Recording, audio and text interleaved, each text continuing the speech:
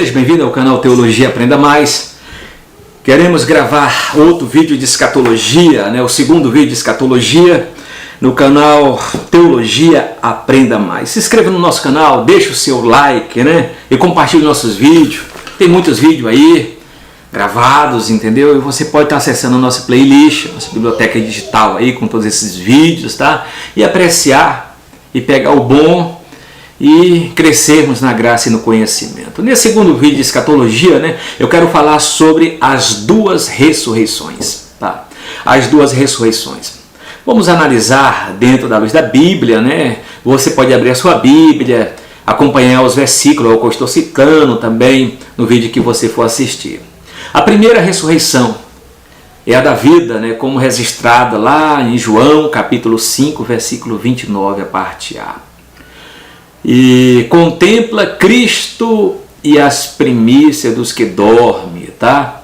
Então temos aí 1 Coríntios capítulo 15, versículo 20 a 23, que fala também da ressurreição de Cristo. Os santos que saíram do sepulcro depois da ressurreição de Cristo, Mateus 27, 52, 53. O significado desse evento é o prenúncio profético de que a morte e a ressurreição de Cristo garante a nossa ressurreição gloriosa da sua segunda vinda. A ressurreição de Cristo foi a derrota da morte. Os que são de Cristo no momento do arrebatamento, 1 Coríntios capítulo 15, 23, 1 Tessalonicenses 4 e 16, vão ser arrebatados. E as duas testemunhas, as duas testemunhas durante a grande tribulação, Apocalipse capítulo 11, versículo 11, vão ser ressuscitadas também, depois de 2 dias, 3 dias. Os mais da grande tribulação que ressuscitarão antes do milênio, Apocalipse capítulo 20, versículo 4. Esse texto diz: esta é a primeira ressurreição. Bem-aventurado e santo aqueles que têm parte na primeira ressurreição. Observe, primeira e não a última. Não, observe, primeira e não única, tá? E não única. Novamente eu vou colocar Apocalipse capítulo 4, Apocalipse capítulo 20, versículo 4 a 6, Não, Apocalipse, desculpa, capítulo 20, versículo 4 a 6. Esse texto diz: esta é a primeira ressurreição. Bem-aventurado e santo aqueles que têm parte na primeira ressurreição. Vamos colocar a observação: primeira e não única, e não única, e não única. Outra questão também precisa que a gente possa analisar, entendeu? A segunda ressurreição. Segundo a palavra de Deus, as ressurreições dos salvos e perdidos ocorrerão em uma ocasião bem diferente. Embora seja mencionada juntamente em algumas passagens, como Daniel capítulo 12, versículo 2. É o primeiro texto que nós temos aí que fala de duas ressurreições, lá Daniel 12 e 2. Aí depois vem no Novo Testamento, capítulo 5, versículo 28 e 29, que fala das duas ressurreições. O texto de Apocalipse, capítulo 20, versículo 4 e 6, é suficientemente claro acerca dessas duas ressurreições, separadas por um espaço de 1000 anos. Vamos lá. E vi as almas daqueles que foram degolados pelo testemunho de Jesus e pela palavra de Deus, e que não adoraram a besta nem a sua imagem, e não receberam o sinal na testa nem na mão. Viveram e reinaram com Cristo durante 1000 anos. Mas outros mortos não reviveram até que os 1000 anos se acabaram. Bem-aventurado e santo aqueles que têm parte na primeira ressurreição. Sobre esses não tem poder a segunda morte, mas serão sacerdotes de Deus e de Cristo e reinarão com ele 1000 anos. É a questão do milênio. Outra questão muito importante também que nós vamos analisar é o que? Portanto, a segunda ressurreição é a da condenação. Isso está em João capítulo 5, versículo 29, parte B. A da vida está na parte A do versículo.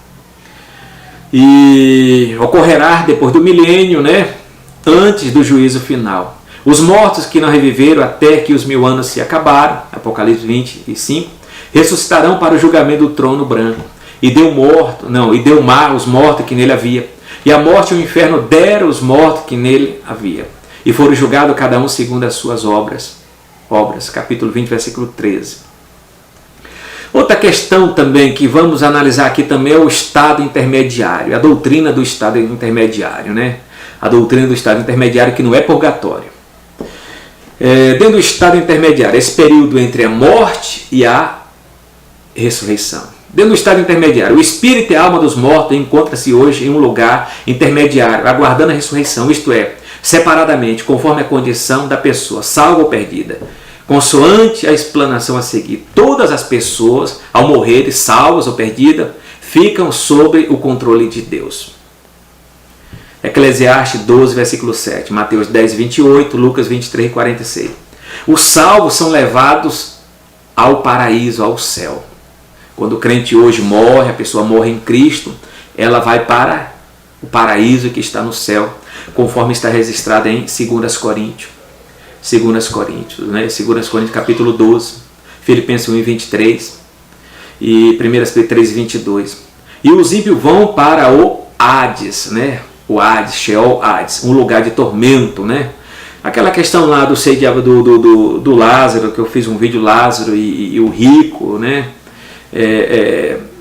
Lázaro foi para um local de consolo, de descanso, que é o seio de Abraão, e o rico foi para um local de tormento terrível. Quem morre sem Cristo hoje vai para o Hades, e quem morre em Cristo vai para o paraíso, que está no terceiro céu. Outra questão também é o seguinte, que vamos analisar, né? O inferno final ainda está vazio, sim. Embora em algumas passagens o vocábulo grego Hades tenha sido trazido para o inferno, os estudiosos da Bíblia não devem se confundir, julgando que Hades e inferno sejam os mesmos lugares. Olha lá, o inferno mesmo é chamado de lago de fogo, né? Em Apocalipse capítulo 20, versículo 14, fogo eterno, né? Tormento eterno. Em Mateus 25, 46 é Guiena, né? Guiena.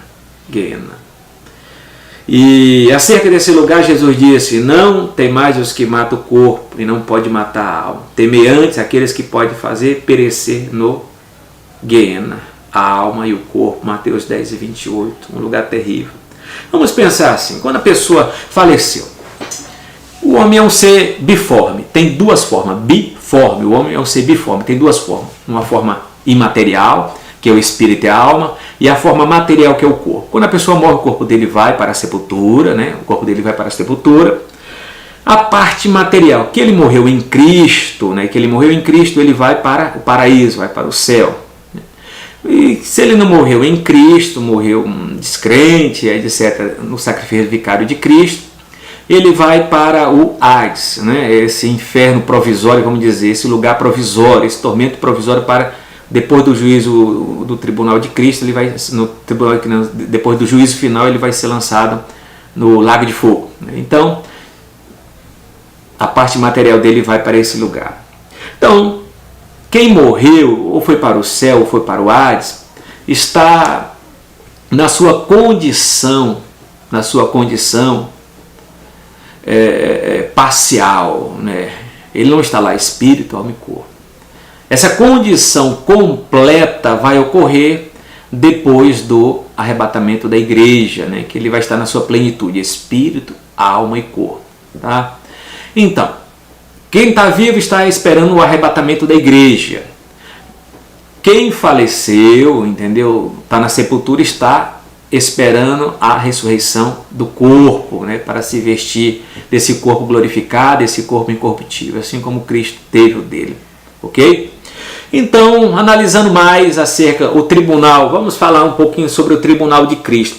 A sequência do julgamento, logo após o arrebatamento, ocorrerá ainda nos ares. O tribunal de Cristo, é importante não confundirmos esse julgamento com outros mencionados nas páginas sagradas, né?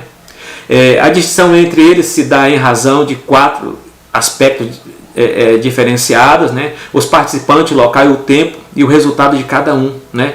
O tribunal de Cristo é para a questão de julgar, a questão das nossas obras, do nosso serviço aqui na terra, e não questão quem vai ser salvo ou não. Isso, quem está lá porque foi salvo, né? Foi arrebatado e faz parte do arrebatamento da igreja. Temos outra questão de vários julgamentos que apresenta, né, na Bíblia, né? Vamos colocar o primeiro julgamento, o julgamento do pecado. Isso vamos falar sobre, que a Bíblia fala de vários julgamentos, né? Vários julgamentos. O tribunal de Cristo é um. Vou falar sobre esse julgamento que a Bíblia fala de julgamento. Tem a questão, isso não é o tribunal de Cristo, não. Tá? Eu vou falar sobre outro julgamento que a Bíblia fala de julgamentos, dentro da Bíblia, né? Tem o julgamento do pecado original. Jesus na cruz recebeu em seu corpo a sentença divina, morrendo por todos os pecadores, né? Foi um dos primeiros julgamentos. O segundo julgamento, né? O julgamento dos pecados atuais dos crentes. Cada salvo deve fazer um auto-julgamento, confessando seus pecados e colocando-se diante do Senhor e da igreja. O tribunal, o terceiro julgamento que a gente vai agora analisar, o tribunal de Cristo. Todos os salvos arrebatados serão julgados pelas suas obras para receber ou não galardão. O quarto julgamento, o julgamento de Israel. A nação israelita será julgada durante a grande tribulação. Daniel 12:1. O quinto julgamento, o julgamento das nações. Todas as nações serão julgadas antes da instalação do milênio. O julgamento do diabo e suas hordas. Satanás será julgado em instante final, pois já foi condenado por antecipação e lançado no inferno, juntamente com seus emissários, após a sua última e rápida revolta, que se dará logo após o milênio. O sétimo julgamento, o trono branco. Esse é o último grande julgamento, o juízo final, para condenar todos aqueles cujos nomes não estiverem escritos no livro da vida do Cordeiro. Outra questão também precisa, a questão do tribunal de Cristo. Agora vamos focalizar novamente no tribunal de Cristo. Como tem esses 7 julgamentos, vamos falar agora somente do tribunal de Cristo. A doutrina, vamos lá, a doutrina do tribunal de Cristo. Vamos pensar um pouquinho sobre essa questão, tribunal de Cristo. O que é o tribunal de Cristo? É o julgamento do servo de Deus quanto às suas obras na terra, tá? 2 Coríntios 5:10, Romanos 14:10. Conquanto a nossa salvação seja pela graça de Deus, fomos salvos para as boas obras. Nós fomos salvos para as boas obras. Efésios capítulo 2, versículo 8 e 19. Não seremos julgados quanto à nossa posição em condição de salvos, que temos em Cristo, sim quanto ao nosso desempenho como servo do Senhor. Há na igreja do Senhor, servos inúteis, negligentes, maus e infiéis. Na parábola dos talentos, somente os servos bons e fiéis tiveram o seu trabalho reconhecido, aprovado e galardoado. Outra questão também que a gente vai analisar, uma coisa bem precisa, é o quê? O que são as bodas do Cordeiro? O que são as bodas? A doutrina das bodas do Cordeiro. O que são as bodas do Cordeiro? Depois do tribunal de Cristo nos ares, os salvos se reunirão com o Senhor no céu. As bodas vai ser no céu. O tribunal de Cristo vai ser nos ares. Tá? Onde ocorrerá as bodas do Cordeiro? O casamento entre Cristo e a igreja. Abra sua Bíblia aí em Efésios capítulo 5, versículo 25 e 27. 2 Coríntios capítulo 11, versículo 2, que vai falar sobre esse texto. A porta estará aberta para uma grande multidão de santos que uma só voz brandarão. Aleluia, salvação em glória e honra e poder pertence ao Senhor nosso Deus. Apocalipse 19, versículo 1. Outra questão também é o seguinte, que eu quero falar sobre a questão da grande tribulação. Enquanto a igreja galardoada estiver adentrando as mansões celestiais a fim de participar das bodas do Cordeiro, já terá começado na terra o mais difícil período da história, a grande tribulação, através da qual a ira do Senhor, o justo juiz de toda a terra, se manifestará contra os ímpios e os adoradores da besta. Apocalipse capítulo 6, versículo 16 e 17, que fala sobre esses textos. Outra questão também que vai ocorrer também é a questão o Armagedon e a prisão de Satanás, a doutrina do Armagedon. No texto bíblico acima vemos que o próximo evento escatológico, logo após a chegada de Cristo, e seu exército à terra, é a batalha do Armagedon. A população do mundo estará reduzida no momento em que vai ocorrer essa grande batalha. Você pode abrir a sua Bíblia em Zacarias capítulo 12, versículo 9, Zacarias capítulo 14, versículo 16, Jeremias capítulo 50, versículo de número 20. Haja visto os vários juízos divinos derramados sobre a face da terra. O que é o Armagedon? O que é o Armagedon? Após os 7 anos de tribulações jamais vista e sentida na terra, haverá a batalha do Armagedon, que literalmente é o chamado Monte de Megido, de Megido, Monte de Megido, em Israel.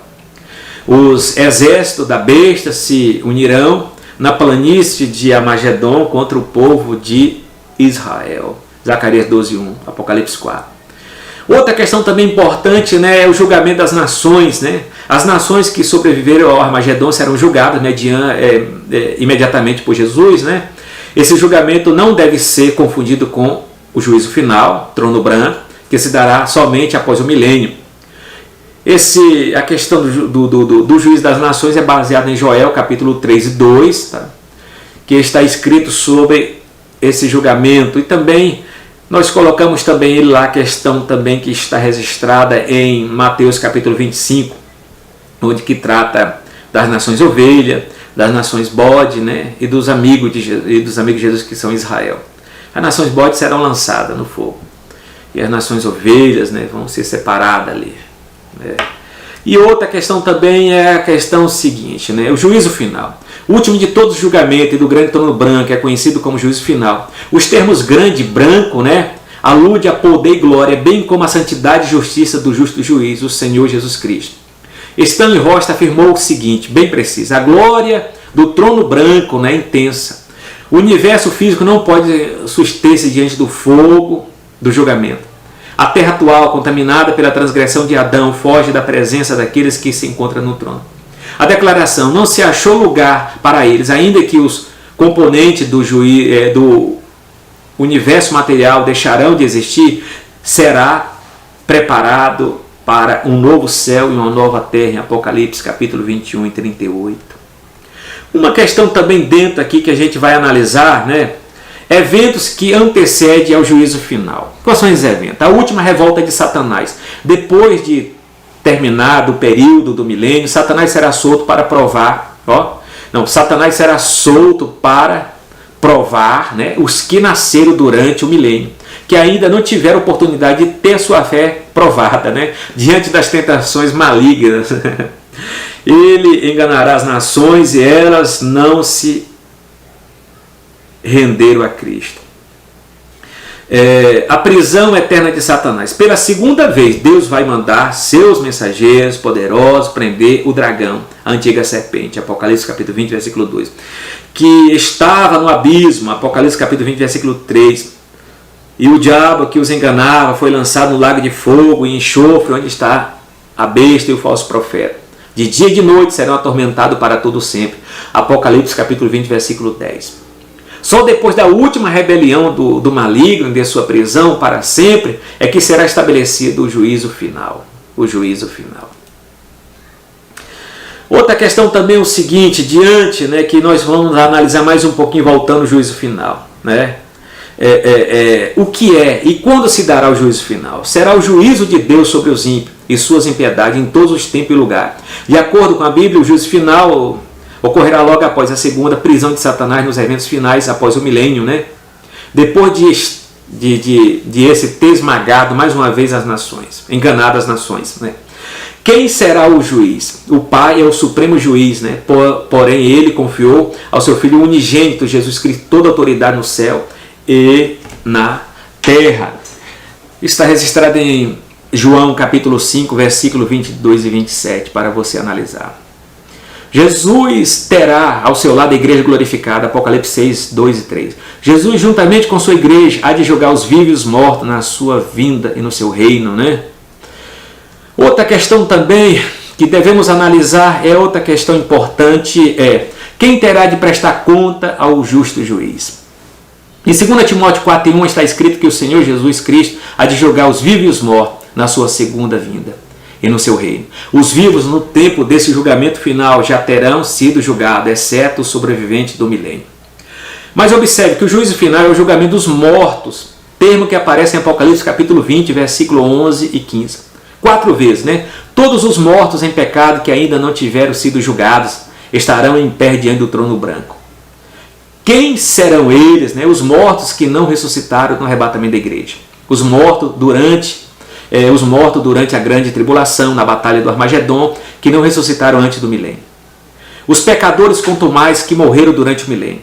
Alguns dizem que os salvos também hão de ser julgados, mas isso contraria o que Jesus afirmou em João capítulo 5 e 24. Em verdade vos digo, quem ouve a minha palavra e crer naquele que me enviou tem a vida eterna, não entrará em juízo.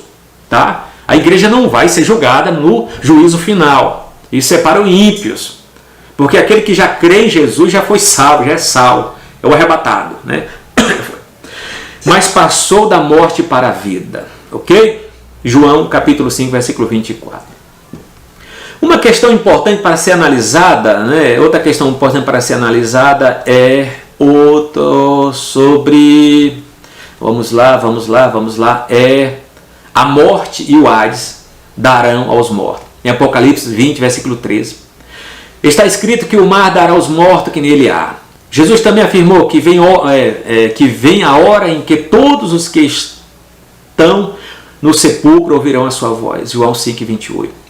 Onde quer que estejam os pecadores ressuscitados para comparecer diante do trono branco. Segundo a palavra de Deus, a morte, Thanatos e o inferno, que a questão mais é o Hades, né, darão os seus mortos, quais após o juízo final serão lançados no lago de fogo. Apocalipse 20, 13. Todos os sentenciados, né, ao lago de fogo, no trono branco, serão pecadores já condenados. João capítulo 3, 18, 36. Haja visto o Hades ser um lugar de tormento onde o injusto guarda a sentença definitiva. Nenhuma alma salva em Cristo se encontrará no Hades, mas no paraíso. Né? Nesse caso, os mortos salvos durante o milênio, como já vimos, ressuscitarão antes do juízo final. Mas não para comparecer diante do justo juízo como réus. Podemos entender melhor a frase, né? A morte e o inferno foram lançados no lago de fogo. Isso denota que os corpos e as almas dos perdidos que saíram do lugar onde estavam foram reunidas na segunda ressurreição e na condenação. Tá, João 5, 29. Depois de ouvirem a sentença do juízo, né, serão lançados no inferno, propriamente dito, o lago de fogo. Outra questão também para se pensar também diante desse juízo final. Todo joelho se dobrará diante de Cristo. No juízo final todos estarão em pé ante ao trono. Apocalipse capítulo 20, versículo 12, né? Mas haverá de se prostrar diante do juiz, do justo juiz, para receber a sentença final. Todos aqueles que não quiseram se prostrar diante do Rei dos Reis, antes da segunda vinda, durante a grande tribulação, por ocasião do milênio, estarão ali, onde terão pleno cumprimento que diz. Filipenses, para que o nome do Senhor Jesus se dobre todo o joelho dos que estão no céu, na terra e debaixo da terra, e toda língua confesse que Jesus Cristo é o Senhor, para a glória de Deus Pai. Todos vão ter que se dobrar diante do Rei dos Reis. Outra questão para se pensar também no texto é: grandes e pequenos serão julgados. Participarão do juízo final os mortos, considerados grandes e pequenos pelos homens, né? Apocalipse capítulo 20, versículo 12. Pois perante o Senhor não valerão títulos, posições sociais, ostentações nessa vida. Os adjetivos grande e pequeno estão relacionados à importância, prestígio e influência na terra, mas vão ter que comparecer. Ficarão de fora os cães, os feiticeiros que se prostituem, os homicidas, os idólatras e qualquer um que ama e comete a mentira. Mas quanto aos tímidos, os incrédulos, os abomináveis, os homicidas, os fornicários, os feiticeiros, os idólatras, a todos os mentirosos, sua parte será no lago de fogo ardente, com fogo e enxofre, o que é a segunda morte, a morte sem Deus, é a eterna separação de Deus. Outra questão que possamos pensar aqui analisado sobre esse juízo. No dia do juízo final serão abertos vários livros. Mas que livros são estes, né? Esses livros são uma representação do julgamento divino. Quanto aos livros abertos no último grande julgamento, pegamos uma citação aqui do pastor Antônio Gilberto no Calendário das Profecias, né? Quando que ele diz o seguinte, né? Antes desse livro se deve, né? O livro da consciência. A consciência, a prova e desaprova dos nossos atos vai ser aberto naquele dia. Romanos 2, versículo 15 e 9. O livro da natureza, né, também está aí. O céu foi feito, né, para o homem não ficar indesculpável, como está registrado em Romanos 1. Está aí toda a impressão digital de Deus na criação, de um Criador. O livro da lei, né, ora, a lei revela o pecado, né? Quem peca está transgredindo a lei. O livro do Evangelho, pregado, as boas novas de salvação. O livro da memória, né? Filho, lembra-te. Ainda deve uma alusão ao remorso constante do inferno. O livro dos atos dos homens, né? Está tudo registrado também. O livro da vida é o registro de todos os salvos de todas as épocas, né, que vai estar lá. Segundo a palavra de Deus, neles foram registradas todas as ações boas e más, praticadas por todos os seres humanos, desde o início do mundo até o dia do julgamento. Apocalipse capítulo 20, versículo 1. O julgamento de Deus terá como base os registros divinos que estão contidos nesses livros. Ninguém poderá dizer que foi julgado de maneira injusta, pois tudo estará registrado com precisão nesses livros. Tá? A própria consciência já é um livro terrível, né? É importante ressaltar que não seremos salvos pelas nossas obras, pois a salvação é unicamente pela fé e pela graça, é pelos méritos de Cristo. Outra questão precisa que nós temos que analisar, mas as nossas ações evidenciam a nossa conversão. Aqueles que já experimentaram o novo nascimento precisam demonstrar a nova vida em Cristo mediante seu futuro. Né? Futuro. Outra questão também importante para analisar também aqui nesse prisma, né? Qual a sentença que se dá lá, a sentença final. A palavra de Deus afirma que todos os que não foram achados no livro da vida serão lançados no lago de fogo e vão experimentar a segunda morte. Esses estarão eternamente separados de Deus. Quão terrível juízo há para aqueles que não receberam pela fé a salvação. A igreja precisa anunciar a todos a mensagem do Evangelho, ganhar pessoas para Jesus enquanto é tempo, claro. É a missão da igreja. Hoje é o tempo da oportunidade, o tempo da salvação, que sejamos como Noé, que pregou para a sua geração o juízo do Senhor. Muitos rejeitaram a mensagem de Deus, porém o dia da ira não tardou a chegar. Outra questão também que a gente pensa, né? A questão, como será o sofrimento no inferno? Alguns autores têm escrito livros com divinas revelações do inferno, mas tudo o que precisamos conhecer sobre o assunto está na Bíblia Sagrada. Sabemos que não se trata de um lugar de sofrimentos físicos, como os que conhecemos aqui, haja vista ter sido preparado para o diabo e seus anjos, seres espirituais, para se pensar. Os nomes do inferno, como vimos, dão a ideia de que será um lugar de terríveis e eterno sofrimento, fogo eterno, tormento eterno, lago de fogo. Meu Deus, tem misericórdia, né? E a Bíblia é muito cuidadosa em informar que o destino final dos perdidos é horrível. Vai além da imaginação humana, envolve tribulação, angústia, choro, ranger de dentes. É uma fornalha de fogo que resulta em prejuízo e destruição eterna. O seu fogo é por natureza inextinguível. É a fumaça do seu tormento subirá para todo sempre. Não terão descanso. Nesse sentido que a Bíblia diz, horrenda coisa é cair nas mãos do Deus vivo. Hebreus 10:31. Eu quero parar aqui para falar no outro vídeo sobre o novo céu e nova terra. Shalom, até mais, até o terceiro vídeo.